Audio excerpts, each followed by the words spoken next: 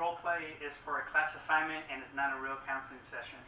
I'm using Aldering therapy model. So today we're going to talk about some things that you've kind of been going through in your life. At this point in your life, how do you think it's been so far?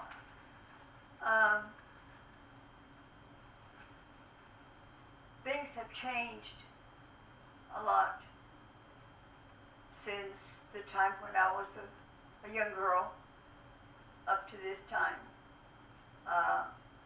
The students are more of them are going to college, getting degrees to make something of themselves, whether it's in the medical field or technical or something. And certainly they have more opportunities because parents have better jobs than what my family had when we were growing up. What do you think about, as far as like some lifestyle, some opinions on the government? What do you think about those? I think that the government as a whole has been okay. The only thing that I'm really concerned about is the gun control among the teenagers. What do you think there's something that we could do to prevent that, or something that we could do to make it a little bit better for our society? I think sometimes parents say, I'll let the police handle this, or this is something for the government to do. But as a parent, I feel that if my kid had been involved in a gang or something, I would try to find out what was going on to get him to where he would change his way of thinking. You know, the government is not responsible for having kids with guns in their hands. Exactly. That comes from the parents. What is your opinion on people who are kind of mixed up on their identity as far as sexual orientation?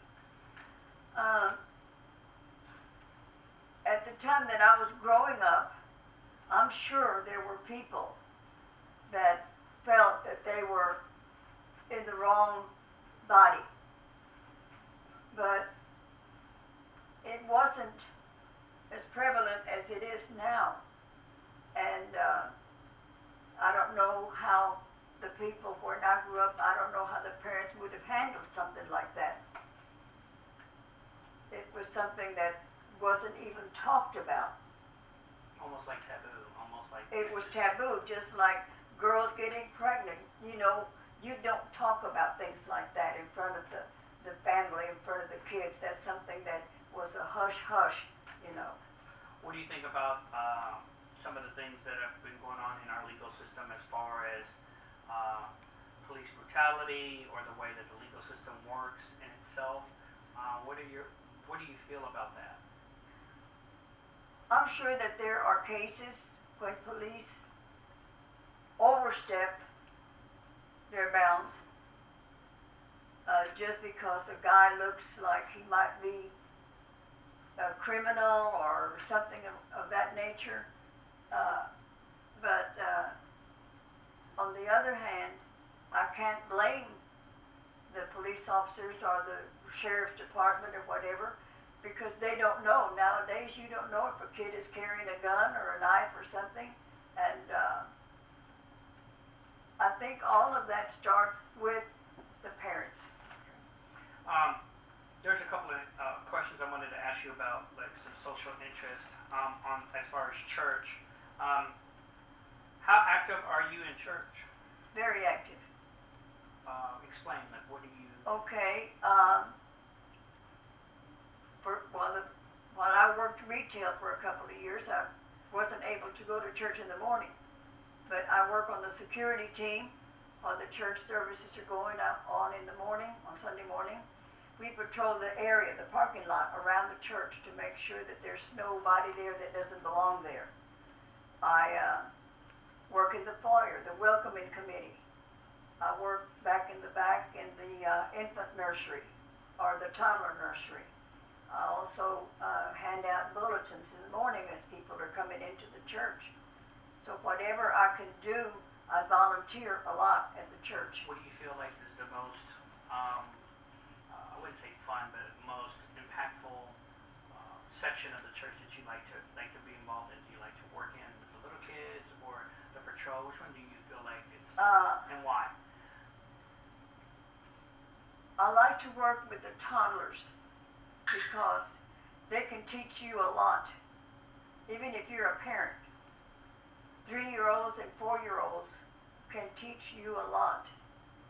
You know, you could say, okay, if they hit each other, tell them you're sorry. I'm not sorry. Okay, then we sit you in timeout 1 minute to try to get them to understand that there is a punishment that's coming if they don't do that. But I like working with the 3-year-olds and 4-year-olds because they understand more. They can read we read little stories to them. They dance. We take them outside to the playgrounds. And with the infants up to 2 years old, you know, It's hard. It's a little yeah. hard. What does church mean to you? Church, to me, is, how can I say it, my association with the Lord. I feel that it's important to go to church. And a lot of times the preacher may be preaching on a subject and it kind of makes you squirm because you might be guilty in some area, like, you know. Because it's relatable. Yeah, yeah. Birth order. Obviously, you were one of the oldest sisters in I your was family. the oldest. Let's talk a little bit about that. How do you feel you were raised? I was raised mainly by my grandparents. They weren't always at the house. They would be there maybe 6 months or 7 months, and my grandpa would get the idea they were going to move, and they'd move away, and then 2 months later they'd come back again. So we had a close relationship with my grandmother and my grandfather. My grandmother was the one that took us to church. She made sure that we went to church. My mother worked. After my dad left, she went to work, and she worked at many jobs. She paid the bills, she bought the groceries, she did everything. Explain your other sisters and how they were. What were they like? When we're talking about this, we're talking about not what they are now, but as opposed to when they were younger. How were they? Explain your other sisters and how they were. Okay, I was the oldest, and then there was one that was a year younger than me, one that was 3 years younger than me, one that was 15 younger than me, and one that was 17 younger than me. 5 girls, all of us girls. But we all had chores that we had to do at home. We grew up with responsibilities. You just don't play outside all day long. We used to have to wash the dishes. We used to have to help my grandmother sweep the house, sweep the floor, mop the floor, help her hang out the clothes when it was washing day. So we just didn't sit at home. How do you think you were with them? Like as far as getting along with them and interacting with them? I've been working since I was about 14 years old. So when I started working, the other 2 that were right after me, they were like Heckle and Jekyll. But I never had that much interaction with them. It was as we grew older that we grew up closer. Like right now, there's only 4 of us. One of my sisters passed away in 2008, and I was 15 years older than her. That's Carmen.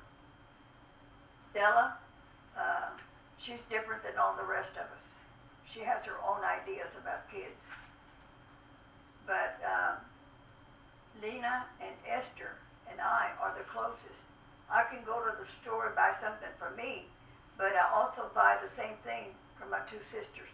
When they go to the store, they do the same thing. We're just kind of knit together. As far as like the family dynamic, as far as maybe family constellation, that's the term I want to use. Um, who lived with you while you were growing up, and how did that influence you? My grandparents influenced us in the way that they did the discipline. We weren't spanked by our grandparents, but like I said, my grandmother took us to church.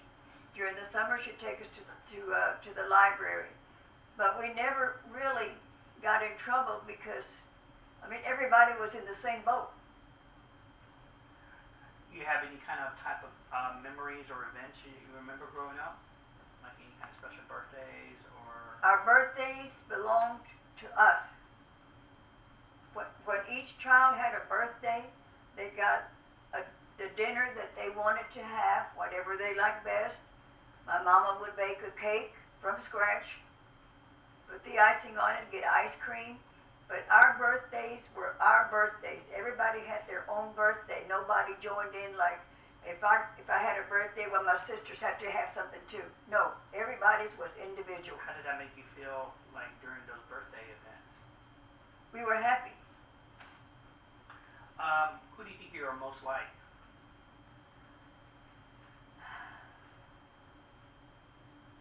I think I'm a combination. I can't say my father because I didn't know him. I knew who he was, but I didn't know him. My stepdaddy, to him I was always his little girl. But my mother, she taught us, we all had rules. If you went out on a date, she said you have to be home at this time. If you weren't, you got grounded. How do you think your parents got along?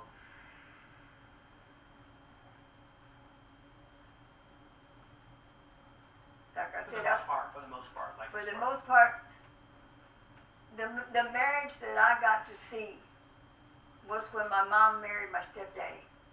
To me, he's my daddy, my stepfather, Mr. Garcia. That's when she finally stopped working. She was at home then. But by that time, all of us were grown up. What, where do you think you were vastly different than your siblings? Like as far as just personality-wise, or? Responsibility-wise, yes. And is that the same way today? Like you feel like you're that same way today? Yeah. When my mother was close to passing away, she took me aside and she said, "You are the oldest, and when I die, it's going to be up to you to keep the family together, your sisters." And then Carmen, when my sister Carmen got sick, she was here with me for a year, and we took care of her before we put her in a nursing home. The last thing I wanted to kind of talk about today is the spiritual aspect. How do you feel like you are in your walk with God is like? What do you feel like you're like? Obviously, we all want to be better on a daily basis, but how do you feel like you are? Well, I've always felt, my husband died. I didn't have any children. I adopted 2 young boys.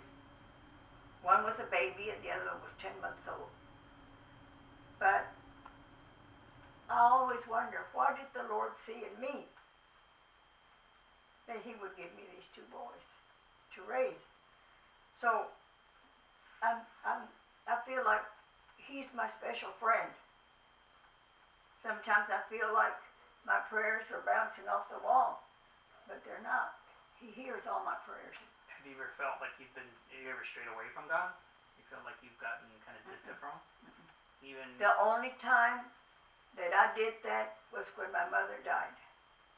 You see, I don't know how other people handle it, but I figured I had already lost a husband. Okay, I gave him back to the Lord. That was a hard thing I had to do. When they told me, this is the outlook.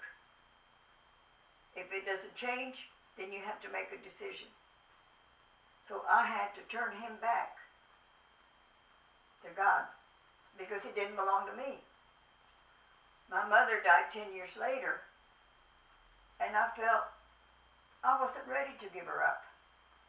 For a whole year, I didn't go to church.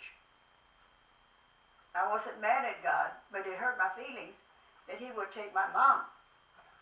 So I feel like being able to lose two people that are extremely close like that is that bond from God can kind of stray away. That's why, like you've mentioned before, it's important to have that bond with God, even though to try to understand why these things happen. God has a purpose and a reason for everything. If that makes sense. That's right, because I couldn't have a child, and I couldn't tell you now why. Because doctors said there's nothing wrong. And then when Gus got sick, that's my husband, he had a blood clot in the brainstem. The doctor said if he moves up or down, we can go in. If he doesn't, it's going to take him. And it did. He lasted 9 days. And then the doctor said there's nothing else that we can do. So I had to get myself with the Lord and tell him, he doesn't belong to me. You've got to make that decision because he doesn't belong to me. Yeah. I feel like sometimes we're stuck in trying to understand God's purpose and reason, and we don't understand that. But I feel like once we get closer with God, we can get a better understanding of that. Yeah. I think next time that we can talk a little bit more about these issues. Thank you for sharing today. Okay.